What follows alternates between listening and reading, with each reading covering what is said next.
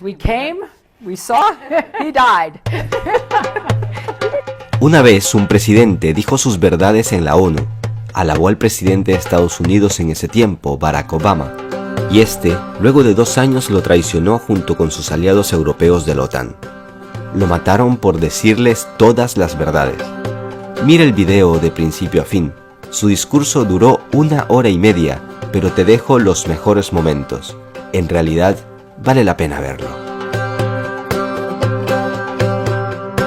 Como se sabe, las Naciones Unidas fueron fundadas 3 o 4 países. Ellos fueron los que la fundaron, que a la sazón estaban contra Alemania. Las Naciones Unidas fueron creadas por naciones que se unieron contra Alemania en la Segunda Guerra Mundial. Constituyeron un órgano denominado Consejo de Seguridad, que convirtió a esos países en miembros permanentes y le otorgó el derecho de veto. Nosotros no estábamos presentes en ese momento. Las Naciones Unidas se configuraron de acuerdo con esos países que tenían la intención de que nos sumáramos a los planes originales. Esa es la esencia real de las Naciones Unidas cuando se fundaron hace más de 60 años. Eso sucedió en ausencia de unos 165 países a razón de 1 a 8. Es decir, 1 estaba presente y 8 estaban ausentes. Esos países redactaron la carta, de la cual tengo aquí una copia. Al leer la Carta de las Naciones Unidas, se puede constatar que el preámbulo de la Carta difiere de sus artículos. ¿Cómo surgió la Carta? Todos los que asistieron a la Conferencia de San Francisco en 1945 participaron en la redacción del preámbulo, pero dejaron los artículos y el reglamento interno del llamado Consejo de Seguridad en manos de los expertos, los especialistas y los países interesados, países que habían establecido el Consejo de Seguridad, los que se habían unido contra Alemania. El preámbulo es muy atractivo, nadie lo objeta, pero todas las disposiciones que aparecen después lo contradicen completamente. Rechazamos esas disposiciones y nunca las respaldaremos. Se volvieron obsoletas después de la Segunda Guerra Mundial. En el preámbulo, por ejemplo, se afirma que todas las naciones, pequeñas o grandes, son iguales. ¿Somos iguales en lo que respecta a los pueblos y en los puestos permanentes del Consejo de Seguridad? No, no lo somos. En el preámbulo se afirma por escrito que todas las naciones son iguales, sean pequeñas o grandes. ¿Tenemos nosotros derecho de veto? ¿Somos iguales? No. En el preámbulo se dice que tenemos igualdad de derechos, ya sean nuestros países grandes o pequeños. Eso es lo que se declara y lo que acordamos en el preámbulo. Por tanto, el veto en el Consejo de Seguridad contradice la Carta. No aceptamos ni reconocemos el veto. En el preámbulo de esta Carta se afirma que no se deberá recurrir a la fuerza armada, salvo en interés común. Ese es el preámbulo que acordamos y firmamos, y nos sumamos a las Naciones Unidas porque queríamos que esta Carta reflejara eso. Se indica que solo se recurrirá a la fuerza armada en interés común de todas las naciones. Pero ¿qué ha sucedido desde entonces? Han estallado 65 guerras desde la creación de las Naciones Unidas y desde la creación del Consejo de Seguridad. 65 guerras desde su creación, con millones y millones de víctimas, más que en la Segunda Guerra Mundial. ¿Acaso en esas guerras, así como la agresión y la fuerza se utilizaron en esas 65 guerras, responden al interés común de todos nosotros representados aquí? No. Esas guerras se llevaron a cabo en aras de los intereses de 1, 3 o 4 países, pero nunca de todas las naciones. Hablaremos acerca de si esas guerras respondían al interés de un solo país o de todas las naciones. Esto contradice de manera flagrante la Carta de las Naciones Unidas que firmamos, y a menos que actuemos de conformidad con esta Carta de las Naciones Unidas que acordamos, lo rechazaremos y no temeremos hablar con nadie en términos que no sean diplomáticos. Ahora hablamos del futuro de las Naciones Unidas. No debe haber hipocresía ni diplomacia, porque se trata de la cuestión importante y vital del futuro del mundo, del planeta. La hipocresía dio lugar a estas 65 guerras que han estallado desde la creación de las Naciones Unidas. Si un país, Libia por ejemplo, agrediera a Francia, entonces la organización entera respondería porque Francia es un Estado miembro soberano de las Naciones Unidas y todos compartimos la responsabilidad colectiva de proteger la soberanía de todas las naciones. Sin embargo, se han emprendido 65 guerras de agresión sin que las Naciones Unidas hayan hecho algo por impedirlas. Otras 8 grandes guerras violentas cuyas víctimas suman unos 2 millones de personas han sido emprendidas por Estados miembros que disfrutan de los poderes de veto en el Consejo de Seguridad. Esos países que pretenden que creamos que tratan de mantener la soberanía e independencia de los pueblos, utilizan en realidad la agresión contra los pueblos. Ingresamos a las Naciones Unidas porque pensamos que éramos iguales, solo para comprobar que un país puede objetar todas las decisiones que adoptemos todos en la Asamblea General. ¿Quién le dio a los Estados miembros permanentes del Consejo de Seguridad esa condición? 4 de ellos se concedieron esa condición ellos mismos. El único país que nosotros en esta Asamblea elegimos con la condición de Estado miembro permanente en el Consejo de Seguridad es China. Ello se hizo democráticamente, pero los demás puestos nos los impusieron de manera no democrática a través de un procedimiento dictatorial llevado a cabo en contra de nuestra voluntad. Y no debemos aceptarlo. La reforma del Consejo de Seguridad que necesitamos no es la de un aumento del número de miembros, lo que solo empeoraría las cosas, para utilizar la expresión común. Sencillamente perpetuaría la proliferación de la superpotencia. Por consiguiente, rechazamos que se aumente el número de puestos permanentes. La solución no es contar con más puestos permanentes, lo que sería muy peligroso. Aumentar las superpotencias aplastaría a los demás pueblos de los países pequeños, vulnerables y del tercer mundo, que se están agrupando en lo que denominamos el grupo de los 100. 100 países pequeños que se unen en un foro que un miembro ha denominado el Foro de los Países Pequeños. Comunicar sus esfuerzos para superar los desafíos que son nuestro principal enemigo común: el cambio climático, las crisis internacionales, el deterioro económico del capitalismo, la crisis alimentaria, la crisis del agua, la desertificación, el terrorismo, la inmigración, la piratería, las epidemias naturales y las epidemias causadas por el hombre, la proliferación nuclear. Tal vez la gripe H1N1 fue un virus creado en un laboratorio que quedó fuera de control y que originalmente se había concebido como un arma militar. Entre esos retos también cabe citar la hipocresía, la pobreza, el miedo, el materialismo y la inmoralidad. Ningún país tiene derecho a intervenir en los asuntos internos de ningún gobierno, sea este democrático o dictatorial, socialista o capitalista, reaccionario o progresista. Esto es responsabilidad de cada sociedad. Es un asunto interno. Si todos nosotros tenemos votos para decisiones importantes aquí en la Asamblea, y no solo el Consejo de Seguridad de la ONU, tendremos justicia y democracia.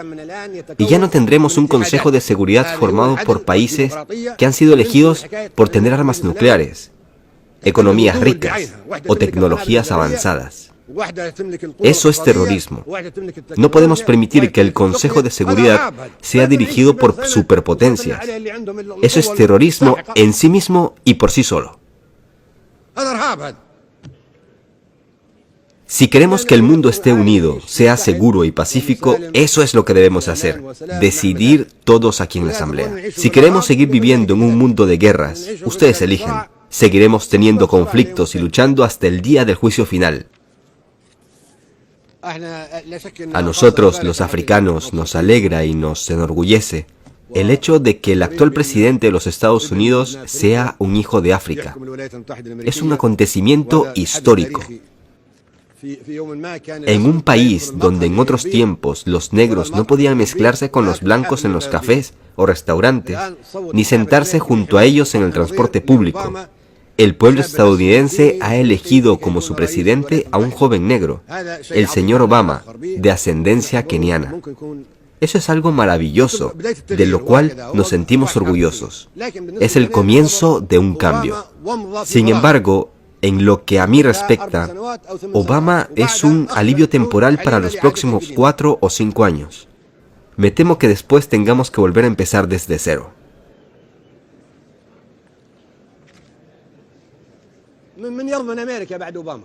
Nadie puede asegurar cómo se gobernará a los Estados Unidos después de Obama.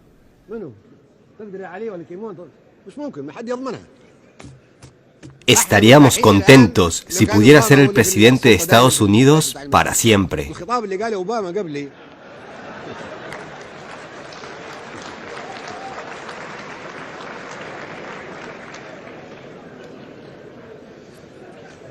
Los presidentes estadounidenses solían amenazarnos con todo tipo de armas. Nos amenazaban con lanzar operaciones como Rolling Thunder, enviada a Vietnam, o como la Tormenta del Desierto, enviada a Irak, o la Operación Mosquetero, enviada a Egipto en 1956, o las rosas envenenadas que Reagan envió a los niños libios. ¿Pueden imaginarse? Sería lógico pensar que los presidentes de un país tan grande, con un puesto permanente en el Consejo de Seguridad y con derecho a veto, nos habría protegido y nos habría enviado la paz. Pero no. ¿Qué recibimos a cambio? ¿Bombas dirigidas por láser transportadas en cazas F-1? Este era su enfoque. Nosotros dirigiremos el mundo, les guste o no, y castigaremos a todo el que se oponga a nosotros. El discurso que pronunció nuestro hijo Obama hoy es completamente diferente. Hizo un llamamiento serio a favor del desarme nuclear, lo cual aplaudimos. Dijo también que los Estados Unidos por sí solos no podían resolver los problemas que enfrentamos y que el mundo entero debería unirse con ese fin. Dijo que debemos hacer más de lo que hacemos ahora, que es solamente pronunciar discursos. Estamos de acuerdo y lo celebramos.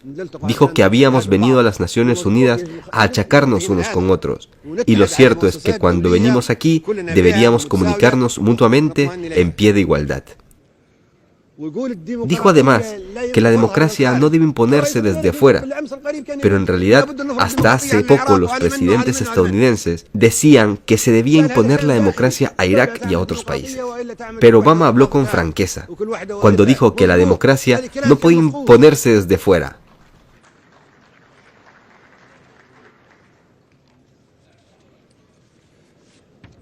¿Alguien puede responder si es mejor que el mundo esté tan polarizado? Pedimos un mundo en que grandes y pequeños seamos iguales. En lo que respecta a la situación en Palestina, la solución de crear dos estados es imposible, no es práctica. Actualmente hay una superposición completa de esos dos estados. La partición está condenada al fracaso. Estos dos estados no son vecinos, sino que son coexistentes, tanto en términos de población como de geografía. No se puede crear una zona de amortiguación entre los dos estados, porque hay 500.000 de colonos israelíes en la ribera occidental y 1 millón de palestinos árabes en el territorio conocido como Israel. Por lo tanto, la solución radica en un Estado democrático sin fanatismo, por razones religiosas o étnicas. La generación de Sharon y Arafat se han acabado. Necesitamos una nueva generación en la que todos puedan vivir en paz. Observen a los jóvenes palestinos o israelíes. Ambos desean paz y democracia. Quieren vivir bajo un solo Estado. Ese conflicto está emponzoñando al mundo.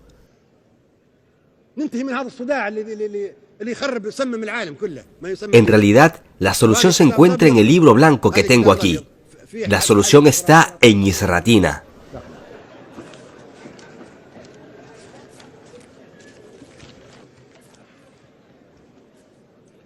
Los árabes no albergan ninguna hostilidad ni animadversión hacia Israel.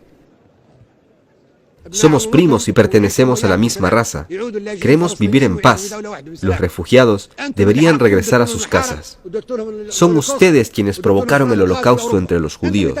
Ustedes, y no nosotros, quienes los incineraron. Nosotros les dimos refugio, les dimos amparo durante la época romana, durante el reino árabe de Andalucía, durante el gobierno de Hitler. Son ustedes quienes los envenenaron.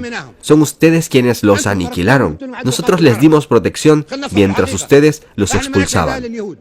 Reconozcamos la verdad. No somos hostiles. No somos enemigos de los judíos. Y algún día los judíos necesitarán de los árabes. Llegará un momento en que los árabes serán quienes les vuelvan a dar protección para salvarnos como hicimos en el pasado. Son ustedes quienes odian a los judíos, no nosotros. Libia espera que ustedes ayuden a realizar una transición en un mundo plagado de crisis y tensiones. En este mundo debe prevalecer la humanidad, la paz y la tolerancia. Nosotros no acostumbramos a claudicar cuando se trata del destino de la humanidad, de las luchas del tercer mundo y de las 100 naciones pequeñas que deberían vivir siempre en paz.